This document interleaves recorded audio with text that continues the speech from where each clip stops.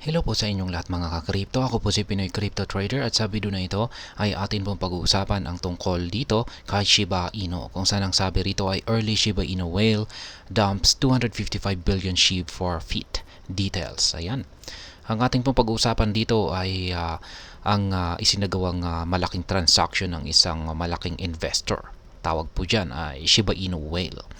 At ang kanyang ginawa ay siya po ay nagbenta ng napakalaking amount or halaga ng kanyang Shiba Inu holdings, kung saan ay umaabot po yan ng 255 billion. Kaya malaki po yan. Kaya malamang ay yan po yung isang dahilan na nagdudulot ng selling pressure kay Shiba Inu, kaya hirap po siyang umangat.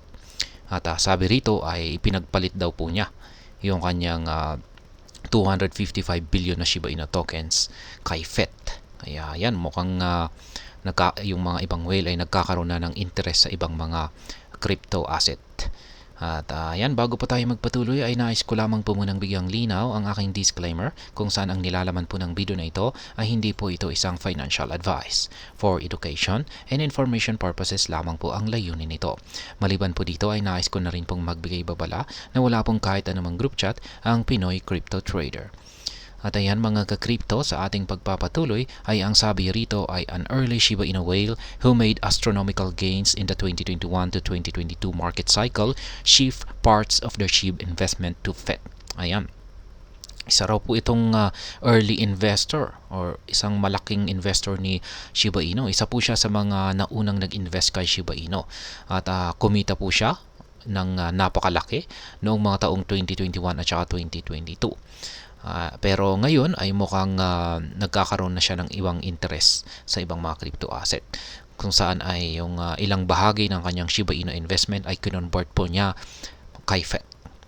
Ayan, transaction details. According to Spot on Chain, the unknown wallet had swapped 255.62 billion SHIB worth $3.5 million for 3.114 million FAT over the past 10 hours. Ayan. Kanyang pinagpalit yung kanyang 255.62 billion na halaga ng Shiba Inu. Nagkakalaga po yan ng $3.5 million sa FET. Ayan, kaya yung kapalit po niyan ay nasa 3.114 million na FAT. Interestingly, the investors' decision to exchange some of their SHIB holdings to FAT appears to be a smart move, as the price FAT pumped by 14% shortly after that. Ayan, mukhang magaling daw po yung naging desisyon ng investor na ito kay yung kanyang pag-convert ng kanyang SHIB holdings kay FAT. Kasi mula nung kinonvert po niya ang kanyang SHIB holdings sa FAT ay umangat po, nagpump po bigla itong sa FAT ng 14%. Kaya kumita po kaagad siya. Kaya smart move daw po ito. Despite swapping over 255 billion SHIB for FAT, the unknown whale still holds 713 billion SHIB valued at 10 million. So ayan, ang laki pa pala ng hawak ng Shiba Inu whale na ito. Yan, maski nagbenta siya ng 255 billion na Shiba Inu tokens or binawasan niya ng ganito kalaki yung kanyang SHIB holdings, ay malaki pa rin yung natitira sa kanya. 713 billion Shiba Inu yung natira. Nagkakalaga po yan ngayon ng $10 million. Ibig pong sabihin ay nagtitiwala pa rin po siya kay Shiba Inu. Malaki ang kanyang tiwala na siya ay kikita sa hinaharap dito. Kasi kung pag nawalan na po siya ng tiwala dito kay Shiba Inu ay syempre binenta po niya lahat yan.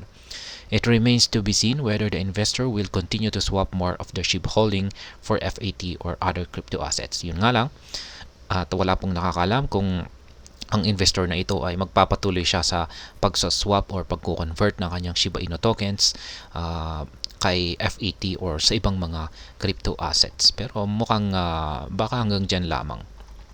Kaya yan po ang tungkol sa malaking whale na nagbenta ng kanyang malaking SHIB holdings or binawasan niya yung kanyang malaking SHIB holdings para i-convert ito sa FAT. At ayan, hanggang dito na lamang po tayo sa video na ito mga ka-crypto. Sana po ay inyong nagustuhan ang aking paliwanag sa video na ito. Kung inyo po itong nagustuhan ay pakiclick lamang po ang like button nito. Para naman po sa mga bago lamang dito, kayo po ay aking inaanyayahan para mag-subscribe. Pakiclick na rin po ang bell icon nito dahil ito po ang siya magsisilbing notification nito sa mga bago kong videos na akin pong ina-upload sa aking YouTube channel na ito. Marami pong salamat sa panonood. Ingat po tayo lagi at God bless po sa ating lahat.